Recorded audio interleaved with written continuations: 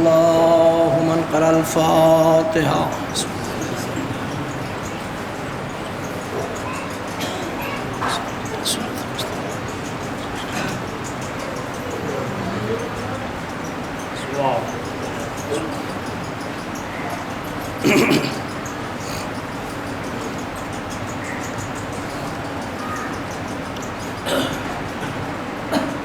ما شاء الله لا حول ولا قوة إلا بالله العلي العظيم من الشيطان اللعين الرجيم. بسم الله الرحمن الرحيم.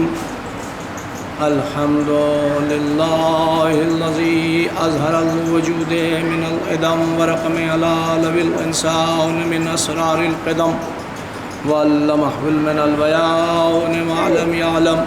والصلاة والسلام على أول صبح الله الذي من نفقت أحدية وأول شمسنا أشرقت بالسماوات الأزلية نذير الأوام الإنسانية وبشير الخلائق الفانية. أسلم ما في الوجود ونقطة دائرة الوجود لواء الحمد ومقام المحمود. سید الکونین جد الحسن والحسین سیدنا و نبینا و شفیع ذنوبنا و حبیب قلوبنا و طبیب نفوسنا مولانا و مقتدانا بالقاسم محمد.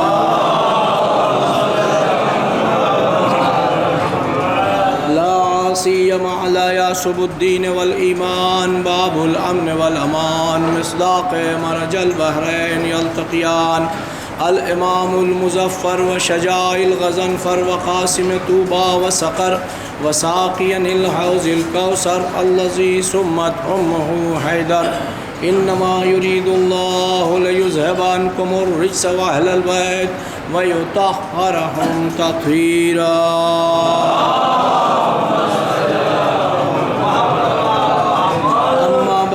فقد قال الله قرآن الحكيم وهو أصدق الصادقين وقوله الحق. بسم الله الرحمن الرحيم. كل من عليها فان يبقى وجه ربك ذو الجلال والإكرام. صلوات پڑھیے محمد.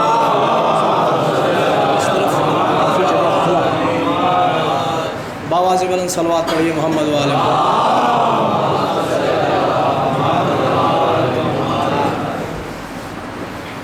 کرم ہے اس پروردگار کا کہ جس نے شہزادی کونین بنت رسول الثقلین مادر حسنین کے نالین مبارک کے ذروں کے تصدق میں یا اہل بیت کی خوشی بخشی یا اہل بیت کا غم بخشا. ہمارے کشکول میں انہوں نے اہل بیت کی محبت یا اہل بیت کی خوشی ڈالی تاکہ ہم نہ گمراہ ہو سکیں نہ ہم بے راہ ہو سکیں. بس یہی وجہ ہے کہ اور بھی مذاہب کے لوگ گمراہ بھی پائے گئے اور بے راہ بھی پائے گئے، لیکن ہمارے پاس یہ ایسا دامن موجود ہے اور ایسا مرکز موجود ہے کہ جس کے ارد گرد گھومنے والا نہ گمراہ ہو سکتا ہے نہ بے راہ ہو سکتا ہے. عزیزان گرامی، ہم نے آپ حضرات کے سامنے مسلسل اس آیت کے ذیل میں اپنے معروضات، اپنی گزارشات اور اپنے نکات عرض کیے ہیں. آج کی یہ مجلس بڑے ہی مخصوص اور موضوع پہ پڑھی جانے والی مجلس ہے اور اتفاق سے ابسال بھی شاہد صاحب نے ہمیں جو موضوع دیا اس مجلس کے لیے وہ بڑا ہی حساس موضوع ہے اور موضوع ہے ہمت اور طاقت. اکثر میرے ساتھ الہ آباد میں کبھی کبھی ان کا رہنا ہو جاتا ہے تو آپ نے ان کے ابھی پیشخانی میں سنی. بہت باذوق انسان ہیں، بہت ہی شاندار آدمی ہیں اور بہت ہی فکر والے، بہت پڑھنے والے، بڑے مولائی ہیں. خدا ان کے ساری تمنائیں پوری کرے. اور وہ مجھے اکثر موضوع دیا کرتے ہیں اور پوچھا بھی کرتے ہیں کہ کچھ موضوع پہ تیار ہوا کہ نہیں ہوا. یہ محبت کی دلیل ہے عزیزان گرامی. تو انہوں نے کہا کہ اس سال کی مجلس بھیا آپ جو ہیں وہ اس پہ پڑھ دیجئے. ہم نے کہا کہ دیکھیے کوشش کرتے ہیں، سمجھداری ان کی بھی ہے کہ وہ تھوڑا وقت سے پہلے موضوع دیتے ہیں تاکہ میں کچھ سوچ سکوں اور کچھ معروضات آپ حضرات کے لیے اکٹھا کر سکوں اور کچھ گزارشات آپ کی خدمت میں کر سکوں. تو موضوع یہ انہوں نے دیا کہ ہمت اور طاقت. دیکھیں یہ دونوں موضوع، یہ دونوں چیزیں جو ہیں عجیب و غریب شے ہیں، ہمت اور طاقت۔ عزیزان گرامی، طاقت کو اگر طاقت کی تشریح کی جائے تو گھنٹوں لگ جائے گا کہ طاقت کسے کہتے ہیں، ہمت کی تشریح کی جائے تو گھنٹوں لگ جائے گا ہمت کسے کہتے ہیں۔ لیکن میں تشریح میں اپنا یہ بہت قیمتی وقت گزارنا نہیں چاہتا، میں بالکل کھلے لفظوں میں جہاں لے جانا چاہتا ہوں پہلے جملے سے ہی وہیں سے مجلس شروع کر رہا ہوں۔ عزیزان گرامی، ہمت، اب جملہ سنیے گا، طاقت اکٹھا ہوئی تو دو شے میں تبدیل ہوئی، دو شے میں طاقت تبدیل ہوئی۔ عزیزان گرامی، یزید نے، میں شروع کر رہا ہوں، یزید نے طاقت کو اپنی ہمت بنایا، حسین نے اپنی ہمت کو طاقت بنایا۔ میں بلا تشریح و تشبیہ میں مجلس شروع کر رہا ہوں۔ عزیزان گرامی، یزید نے اپنی ہمت کو طاقت بنایا، حسین نے یزید نے اپنی طاقت کو ہمت بنایا، حسین نے اپنی ہمت کو طاقت بنایا۔ جملوں میں کہوں تو یہ کہوں کہ یزید کی طاقت کا نام 10 لاکھ، حسین کی ہمت کا نام 72۔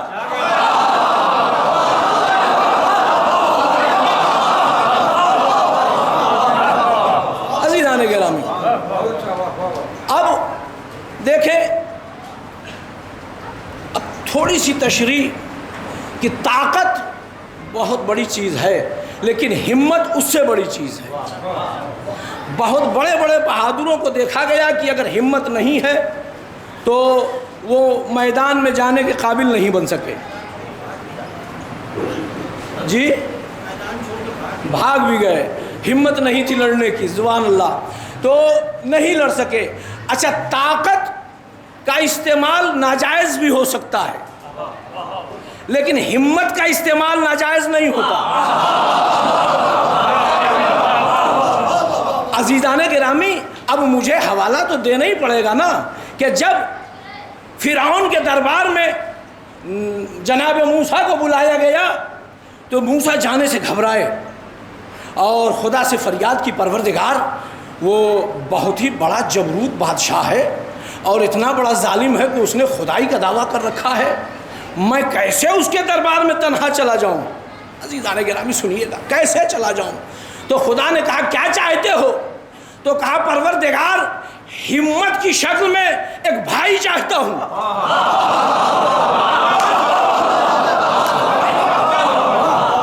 ہمت کی شکل میں ایک بھائی چاہتا ہوں۔ تو خدا نے موسیٰ کو ہمت کی شکل میں ہارون جیسا بھائی دیا۔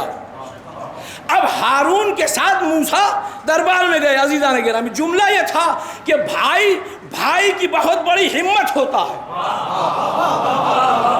توجہ کا طالب ہوں، بھائی کی بہت بڑی ہمت ہوتا ہے۔ عزیزان گرامی، دیکھا گیا کہ طاقت سے وہ مرحلے سر نہیں کیے گئے جو ہمت سے کیے گئے۔ عزیزو، موسیٰ کے دربار میں ان دونوں بھائیوں نے جا کے، فرعون کے دربار میں یہ دونوں بھائیوں نے جا کے اپنی ہمت کا وہ مظاہرہ کیا کہ موسیٰ جیسے جبروت بادشاہ کی سلطنت ہل گئی، ہلا دیا ہمت نے۔ عزیزان گرامی دیکھیں، بھائی بڑی ہمت کا نام ہے، بھائی بڑی قوت کا نام ہے، بھائی بڑی طاقت کا نام ہے، بھائی بڑی شجاعت کا نام ہے۔ بھائی اگر ساتھ ہے تو دنیا سے کوئی بھی ٹکرا سکتا ہے۔ توجہ کا طالب ہوں۔ عزیزان گرامی، حسین کربلا میں جنگ کرنے نہیں آئے تھے، اب جملہ سنیے گا، جنگ کرنے آتے تو حسین کے پاس 4 بھائیوں کی ایسی طاقت تھی کہ جس کے لیے حسن عبدہی لکھتا ہے، جملہ سنیے عزیزان گرامی، شاید یہیں پہ مجلس ہو جائے، کہ 4 بھائی، پہلے بھائی کا نام حسین کے، جسے مدینہ بھیج دیا حسین نے، محمد حنفیہ، بہت بہادر تھے، بہت شجاع تھے۔ دوسرے بھائی کا نام حسین کے، جسے کوفے بھیج دیا حسین نے، مسلم بن عقیل، توجہ کا طالب ہوں۔ تیسرے بھائی کا نام جو رشتے میں بہنوئی بھی تھے، عبداللہ ابن جعفر، اب وجد میں آئیں گے، میں ابھی تشریح کروں گا تو انشاءاللہ وجود وجد میں آئے گا۔ چوتھے بھائی کا نام عباس۔ ارے آپ نے آسانی سے سن لیا نا، ان چار بھائیوں کی قوت کیا تھی میں لفظوں میں بیان کروں تو یہ اتنے بہادر تھے کہ شجاعان عرب میں کتاب کا نام شجاعان عرب، مورخ کا نام حسن عبدہی لکھتا ہے کہ یہ چاروں ایسے شجاع تھے کہ اگر فتح کرنے کے لیے نکل جاتے تو علاقہ نہیں، ایریا نہیں، سرحدیں نہیں، ملک نہیں، یہ چاروں سمتوں کو فتح کر لیتے۔ نہیں جملے میں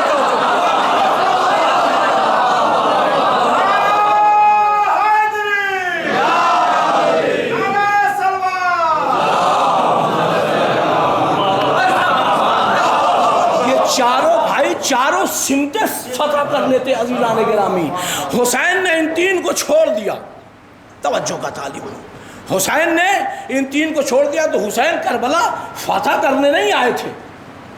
تو اب حسین کا سفر سنیں، حسین اس ذات، اچھا ابھی بھائی کے یہ طاقت کے موضوع پر کچھ گفتگو اور ہو جائے کہ دیکھیں تاکہ آپ متوجہ ہو جائیں۔ آپ نے پہلے جملے پر وہ پذیرائی نہیں کی جتنی میں امید لے کے آیا تھا، لیکن عزیزان گرامی میں اپنی بات پہنچائے بغیر مانوں گا نہیں، یہ میری عادت میں شامل ہے، یہ میری خطابت میں شامل ہے۔ عزیزان گرامی اگر اسی پر بات بن جاتی تو میں یہ دوسری مثال نہ دیتا۔ دیکھیں آج کل بچے بہت زیادہ اردو سے دور ہندی سے زیادہ قریب ہوتے جا رہے ہیں، تو ان کو ہندی کی بھی مثالیں دی جا سکتی ہیں اور معتبر ہیں، محکم ہیں۔ ہندو دھرم میں بھی ایک جنگ مذہبی ہوئی ہے، بچے یہ جان لیں مہابھارت مذہبی جنگ کا نام نہیں ہے، لیکن جس پہ رامائن لکھی گئی ہے وہ ہندو دھرم کی مذہبی جنگ ہے۔ رام کی جنگ راون سے ہوئی ہے۔ اب دیکھیے میں آپ کو متوجہ کراؤں گا ضرور عزیزان گرامی، رام کی جنگ راون سے ہوئی ہے۔ میں یہ مثال دیتا نہیں، میں گریز کر کے نکل جانے کا ارادہ رکھا تھا، لیکن آپ نے مجھے مجبور کیا کہ میں آپ کو یہ سناؤں۔ تو کیا تھا، راون رام سے زیادہ بلی بھی تھا، زیادہ طاقتور بھی تھا، بڑے کل کا بھی تھا، براہمن بھی تھا، عزیزان گرامی بہت تپسوی بھی تھا، بہت دانی بھی تھا، بہت وردانی بھی تھا۔ ہر اعتبار سے رام اس سے جنگ نہیں جیت سکتے تھے، لیکن جیتی کس نے؟ رام نے۔ کیسے جیتی؟ سب کچھ تھا راون کے پاس، لیکن اس کا بھائی وبھیشن اس کے پاس نہیں تھا۔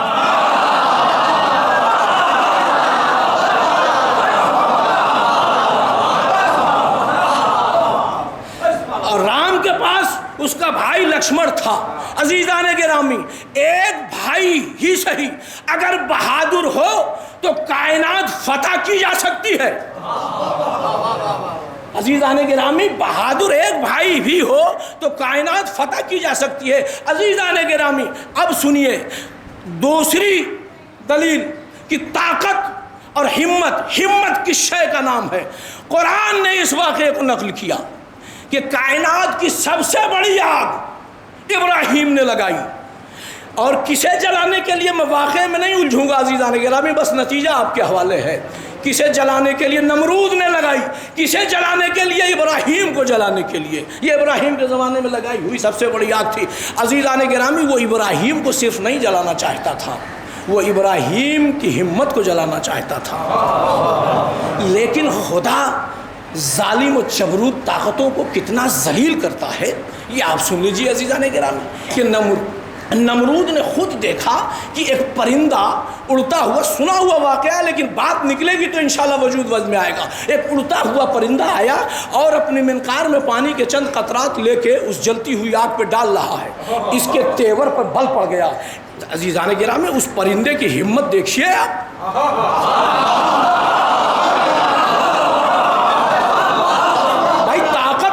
تو اس کے پاس کچھ نہیں ہے، پرندے کے پاس ہوتی کتنی سی طاقت ہے، لیکن ہمت دیکھیے کہ اپنی ہمت کے بل پر وہ نمرود جیسے جبروت بادشاہ سے ٹکرا رہا ہے، اور اس نے کیا بھی کیا کہ اسے قید کروایا، اور قید کروانے کے بعد اس سے گفتگو کی کہ کہا کہ یہ بتا کہ تیری منقار میں آئے ہوئے پانی کے چند قطرات سے کیا اتنی بڑی آگ بجھ جائے گی؟ کہا یہ تو تیرے سوچنے کا مقام ہے،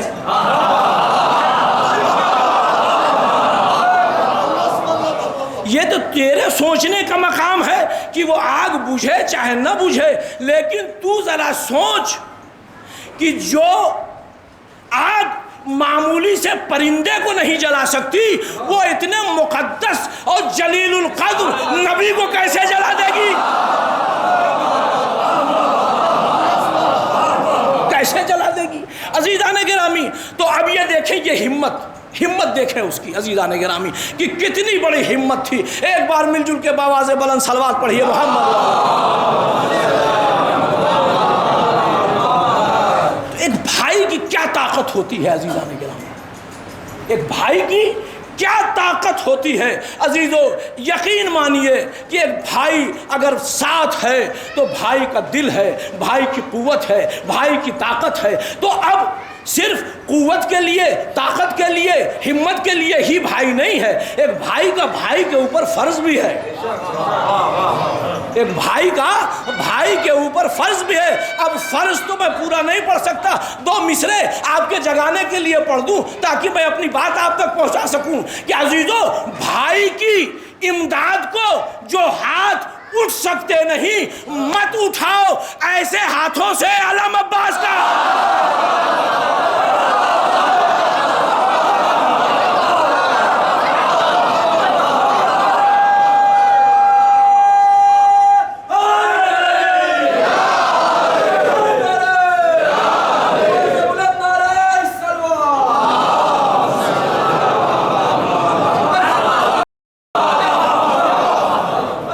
حسین کا سفر، حسین نے بس زندگی میں 2 ہی سفر ہی کیا عزیزان گرامی، بس 2 ہی سفر ہی کیا۔ مجلس شروع ہو رہی ہے عزیزان گرامی۔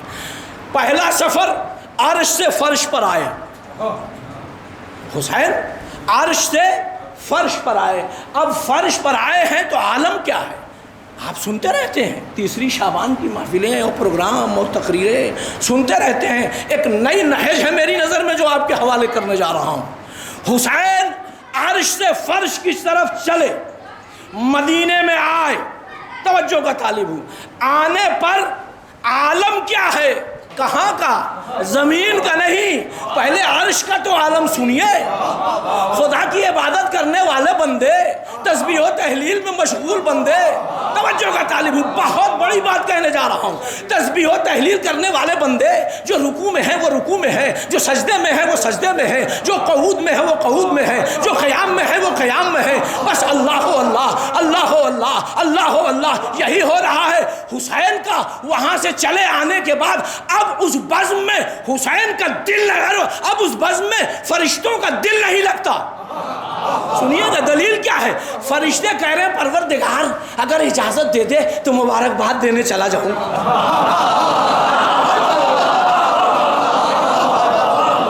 ارے فرشتوں یہ کیا غضب کر رہے ہو؟ تم اللہ کے حضور میں عبادت میں مشغول ہو، یہ حسین کے لیے مبارکباد۔ ارے تمہاری عبادت تو اللہ نے کہا کہ اب میری عبادت میں تمہارا دل نہیں لگتا تو دل لگتا کیسے تھا؟ تو فرشتوں نے آواز دی، حدیث قدسی کی تشریح پڑھ رہا ہوں، فرشتوں نے آواز دی کہ پروردگار دیکھتے ہم حسین کے نور کو تھے، عبادت تیری کر رہے تھے۔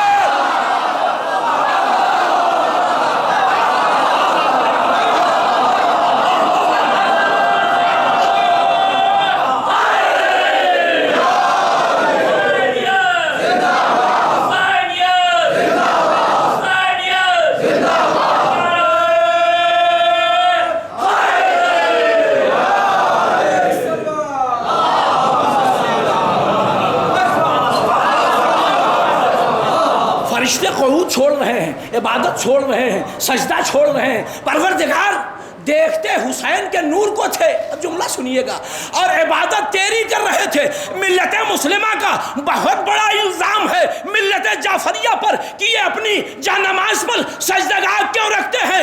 تاریخ کن جواب دینا چاہتا ہوں آج کے اس منبر سے، جیسے فرشتے دیکھتے حسین کو تھے، عبادت خدا کی کر رہے تھے، اسی طرح سے ہم دیکھتے خاک شفا کو ہے، سجدہ خدا کا کرتے ہیں۔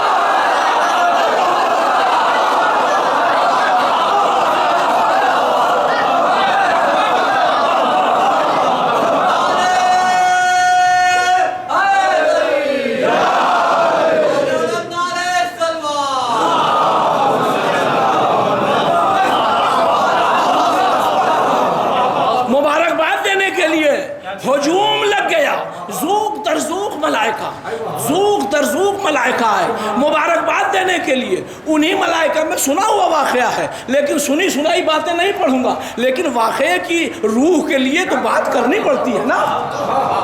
تو آئے اور وہیں پر ایک فطرس نام کا فرشتہ جو اپنی عقل کی سزا بھگت رہا تھا۔ بھائی دیکھیے، گناہ میں نہیں کہہ سکتا، یہ گناہ فرشتے سے گناہ کا امکان نہیں ہے، اکڑ گیا تھا، پروردگار میں تیری دنیا دیکھنا چاہتا ہوں، توجہ کا طالب ہوں۔ یقین مانیے وہ فرشتہ دنیا دیکھنے کی تمنا میں اس کے بالوں پر نوچ لیے گئے۔ اب وہ پڑا رہا ایک حسین کے سفر کا پہلا دن،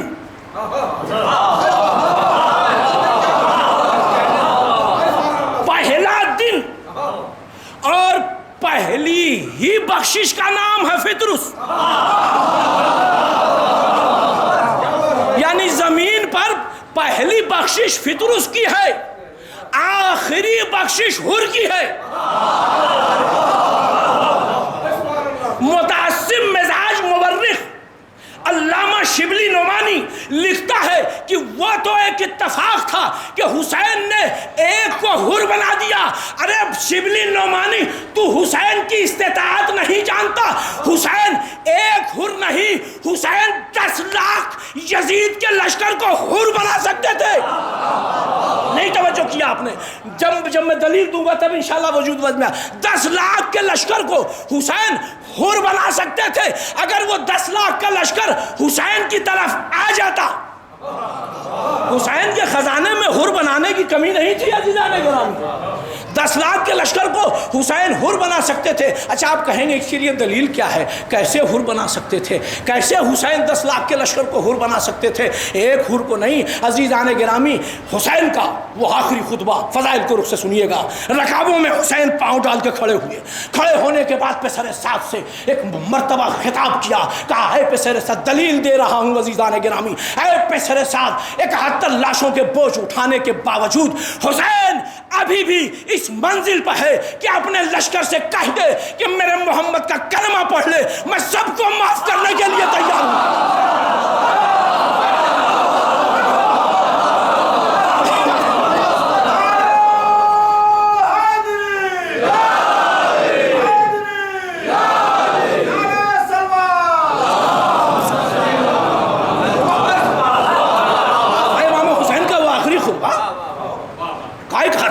کو بوجھ اٹھانے کے بعد بھی حسین تھکا نہیں ہے، حسین کی معافی میں کمی نہیں ہے۔ تیرا دامن تنگ پڑ جائے تو اس کے لیے حسین ذمہ دار نہیں ہے۔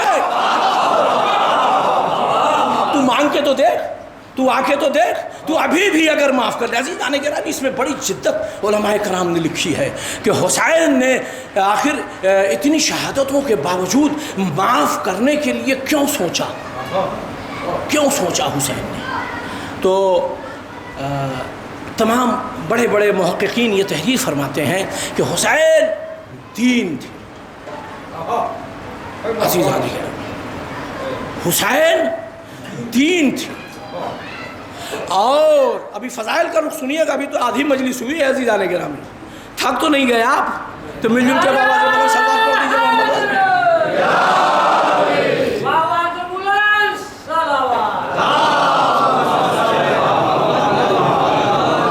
حسین دین تھے عزیزان گرامی، اور حسین مختصر کر کے اس بات کو عرض کر رہا ہوں، اس میں مصائب کے کچھ گوشے ہیں اس لیے نہیں۔ حسین دین تھے، اور حسین نہیں چاہتے تھے کہ میرے نانا کے دین کا کوئی مجرم بن جائے۔ عزیزان گرامی، علی اکبر کے قاتل کو تو معاف کیا جا سکتا ہے، عباس کے قاتل کو تو معاف کیا جا سکتا ہے، اور محمد کے قاتل کو تو معاف کیا جا سکتا ہے، لیکن دین کے قاتل کو معاف نہیں کیا جا سکتا۔ آخری خطبے کے آخری جملے میں امام حسین نے یہ پیغام دیا کہ دیکھو، حسین سب کچھ معاف کرنے کے لیے تیار ہے، بس تم رسول کے دین پر چلے آؤ۔ عزیزان کرام، تو حسین کا پہلا سفر مدینے سے، اور آخری پہلے سفر کے پہلے دن ہی حسین نے ایک کو بخشا، آخری سفر کے آخری دن حسین نے گنہگار کو حر بنایا۔ اب زندگی میں تو ہم اتنا ہی جانتے ہیں عزیزان گرامی، اب سنیے کہ طاقت کس چیز کا نام ہے، ہمت کس چیز کا نام ہے۔ اگر ہمت طاقت سے ٹکرا جائے، توجہ کا طالب ہوں، طاقت سے اگر ہمت ٹکرا جائے تو طاقت چکناچور ہو جایا کرتی ہے۔ دیکھا گیا کہ کمزور سے کمزور انسان اگر دل کا قوی ہے، طاقت اس کے اندر ہے، تو بہادر سے بہادر کو پیچھے ہٹنے کو مجبور کر دیتا ہے۔ صلوات پڑھیں محمد۔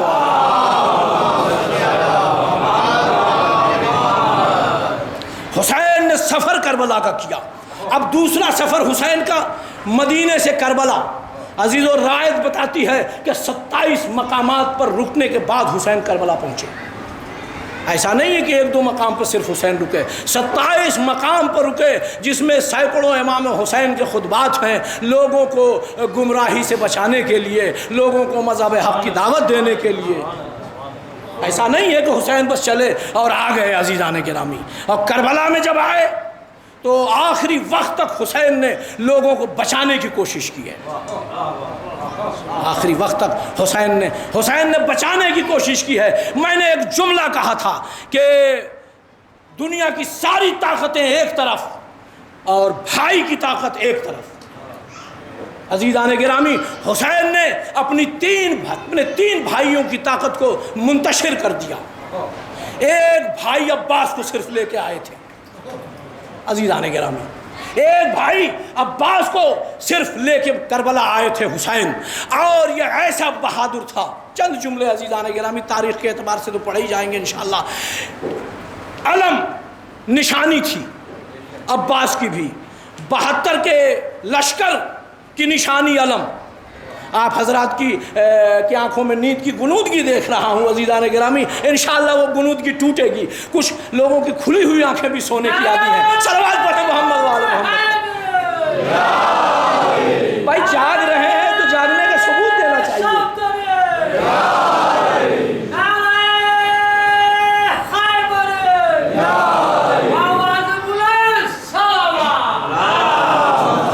بس فضائل کے رخ کے کچھ آخری نکات ہیں بس عزیزان گرامی، توجہ سے سن لیجئے۔ تو عباس 72 کے لشکر کے علمدار تھے کربلا میں۔ عزیزان گرامی، میں نے جملہ غلط کہا، میں اپنے جملے کو واپس لیتا ہوں۔ حسین کے لشکر کو لشکر لکھنا یہ غلط ہے، اصطلاحاً بھی غلط ہے۔ حسین لشکر لے کے نہیں آئے تھے۔ اب وجود وجد میں آنے والا جملہ سناٹا دور ہوگا انشاءاللہ، وجود وجد میں آئے گا۔ حسین لشکر لے کے نہیں آئے تھے، 72 انصار تھے حسین کے۔ اب ضروری سمجھتا ہوں کہ لشکر اور انصار کی بھی تشریح کر دوں۔ لشکر تو حملہ کرنے کے لیے ہوتا ہے، انصار دفاع کرنے کے لیے ہوتے ہیں۔ حملہ کرنے حسین کربلا میں نہیں آئے تھے عزیزان گرامی۔ لشکر کا لفظ حسین کے لیے کہنا یہ غیر مناسب ہے۔ کہا غیر مناسب اس لیے ہے کہ معصوموں نے جو سلام کیا ہے حسین کے 72 کو، وہ لشکر کہہ کے نہیں کہ السلام علیکم یا انصار الحسین۔ یہ حسین کے انصار ہیں، لشکر نہیں ہے۔ لشکر تو یزید کی طرف تھا۔ اچھا اب جملہ آگے عزیزان گرامی، لشکر میں اور انصار میں فرق ہے، بہت بڑا فرق ہے۔ لشکر چاہے جتنا بڑا ہو، جتنا بڑا ہو، جتنا بڑا ہو، اس میں سے کچھ نہ کچھ بھاگنے والے ضرور ملیں گے۔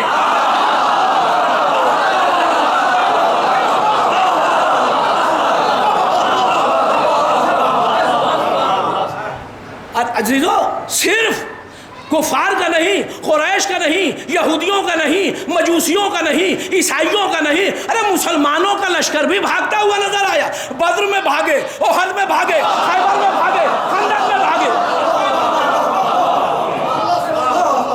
اس لیے حسین کے لشکر کو کبھی لشکر مت کہیے گا۔ حسین کے تو یہ 72 جو تھے ایسے انصار تھے کہ حسین بھگا رہے تھے لیکن بھاگے نہیں۔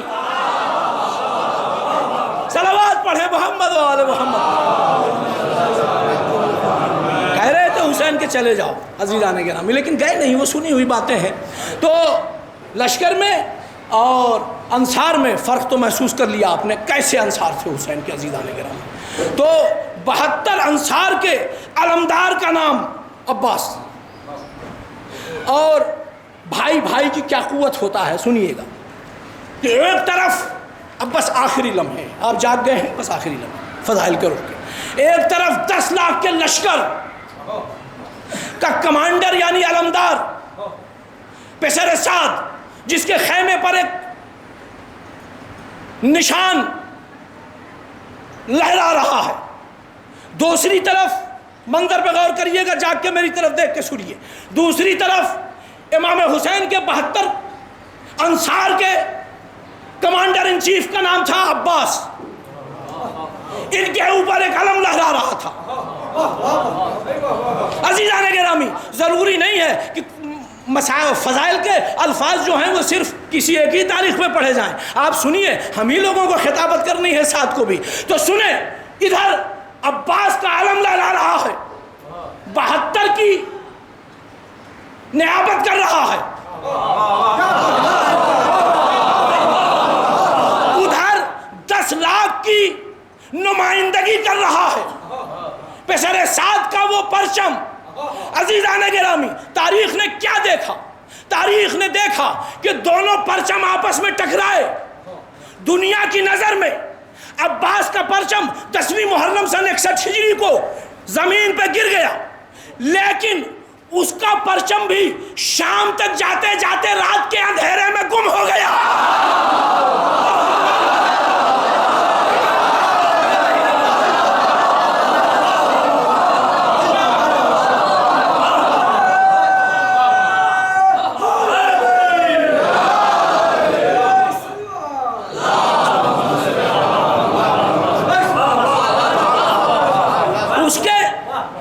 پرچم کے سفر کی انتہا شام، لیکن 10ویں محرم سن 61 ہجری کو اب جو یہ علم اٹھا، توجہ کا طالب ہوں، اب جو اٹھا تو یہ علم شام میں بھی گیا، شام سے مدینے میں بھی آیا، مدینے سے ایک ملک میں آیا، ایک ملک سے دوسرے ملک میں گیا، دوسرے ملک سے تیسرے ملک میں گیا، کائنات پر محیط ہو گیا۔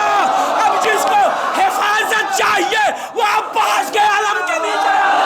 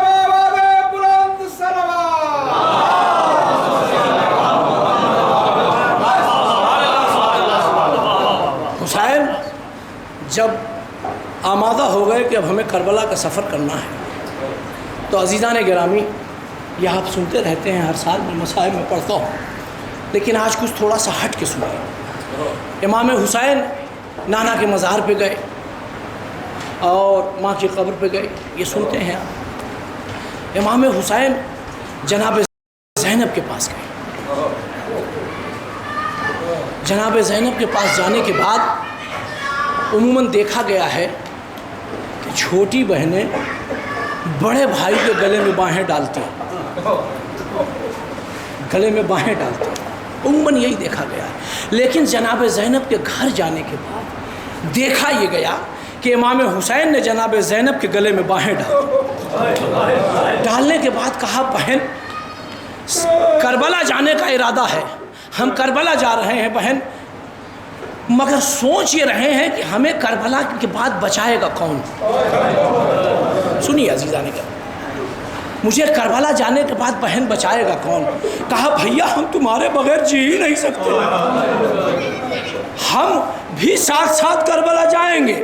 تو جناب زینب نے سے امام حسین نے ایک جملہ کہا کہ بہن تمہارے بغیر تو کربلا ہو ہی نہیں سکتا، لیکن بہن تمہیں عبداللہ سے اجازت کی ضرورت ہے، تم عبداللہ سے اجازت لے لو، اگر عبداللہ اجازت دے دیں تو ہم تمہیں لیے بغیر کیسے جا سکتے ہیں؟ راوی بیان کرتا ہے، سنیے گا عزیزان گرامی، جاگ کے سن لیجئے، میری طرف دیکھ کے مصائب سنیے، بہت دیر کی زحمت نہیں ہے۔ عبداللہ سے اجازت لے لو۔ اب جناب زینب عبداللہ سے اجازت لینے کے لیے گئی ہیں۔ عزیزان گرامی جب گئی ہیں تو گفتگو سنیے۔ عبداللہ سے کہا، عبداللہ میرا بھیا کربلا جا رہا ہے، اگر زینب کو اجازت نہیں دو گے تو یہ طے ہے کہ زینب مر جائے گی۔ عبداللہ نے ہاتھوں کو جوڑا، کہا بی بی میری مجال کہ ہم اجازت نہ دیں، آپ کو اجازت ہے، آپ جائیے۔ اب زینب خوشی خوشی اٹھ کے کھڑی ہوئی کہ ناگہان عبداللہ نے ایک جملہ کہا۔ عبداللہ نے کہا بی بی جا تو رہی ہو، لیکن رخصت میں اس انداز سے چاہتا ہوں کہ ایک بار 18 بنی ہاشم کے جوان اس آنگن میں آئیں اور وہ آپ کو لے کے جائیں۔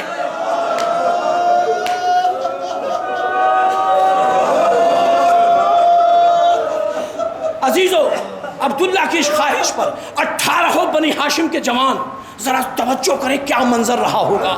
18 بنی ہاشم کے جوان زینب کے آنگن میں آئے، عبداللہ کے آنگن میں آئے، حسین بھی آ کے کھڑے ہوئے۔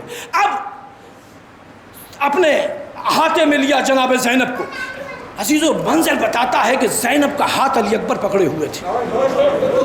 عبداللہ کی نظر پڑی، بھئی گود کا پالنے والا ہاتھ نہ پکڑے گا تو کون پکڑے گا؟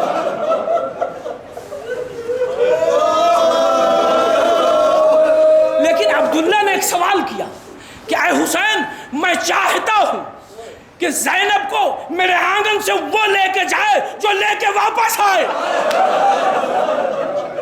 یہ سننا تھا کہ ایک ایک جوان سر جھکا جھکا کر زینب کی دہلیز سے باہر جانے لگے۔ ارے سب چلا گیا، زینب تنہا کھڑی رہی۔ حسین نے سجاد کا ہاتھ پکڑا، بیٹا تم جاؤ، تمہیں ہی لے کے آنا۔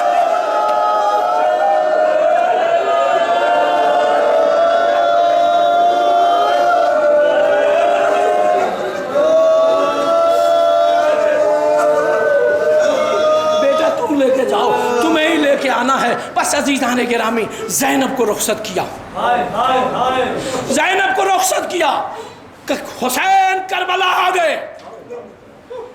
عزیزو 10ویں محرم آئی۔ اب میں اس مصائب کو پڑھنے سے پہلے میں تمہید میں امام کا وہ واقعہ پڑھنا چاہتا ہوں، آنکھیں کھول کے میری طرف دیکھیں، امام کا وہ واقعہ پڑھنا چاہتا ہوں۔ امام ممبر سے مجلس پڑھ رہے تھے کہ فرش پہ نظر پڑی ابو بصیر پہ۔ ابو بصیر سے کہا، ابو بصیر میں اپنے جد کی شہادت پڑھ رہا ہوں اور تو رو نہیں رہا ہے؟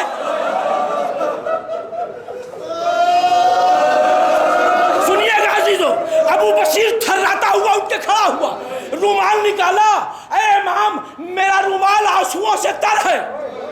کہا ابو بصیر ایسے نہ رویا کرو، آنسو تو رونے کی پہلی صفت کا نام ہے۔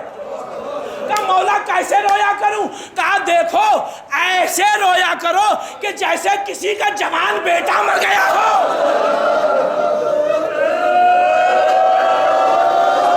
امام کیسا گریہ چاہتے ہیں؟ کہتے ہیں ابو بصیر اگر آنکھوں سے آنسو نہ نکلے تو سینہ پیٹ کے رویا کر، سر پیٹ کے رویا کر، آوازوں سے رویا کر۔ ارے یہ آواز ہے فاطمہ کو بہت پسند۔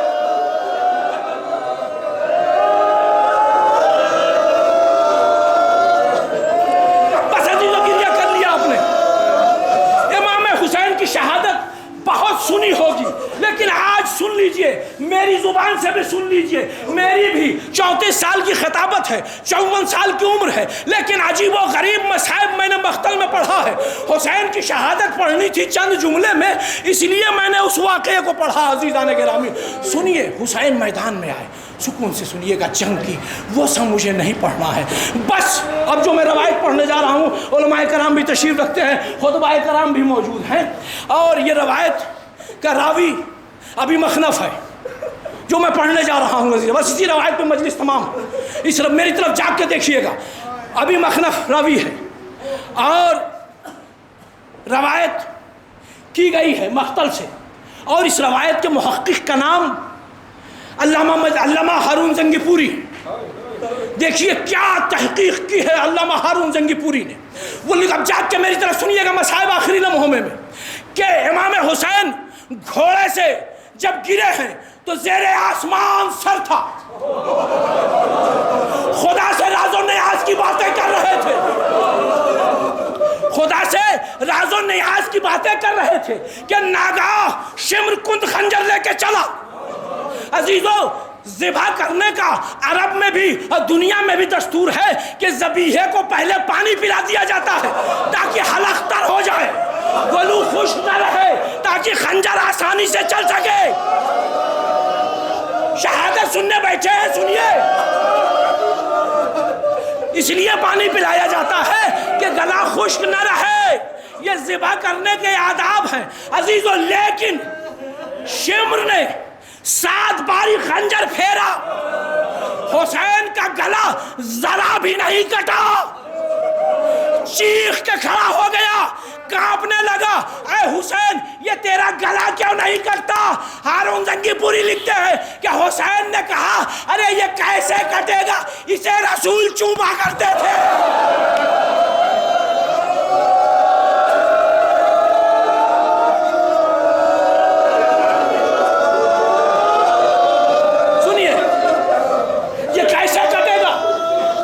اسے رسول چوما کرتے تھے. کہا پھر کیسے کٹے گا؟ بھئی یہ سننا تھا. حسین کتنے بڑے کریم کا نام ہے کہ علامہ زنگی پوری لکھتے ہیں کہ میں تیروں سمیت حسین نے کروٹ لی، پیشانی سجدے میں رکھا. اب جو اس نے ذبح نہیں کیا، زر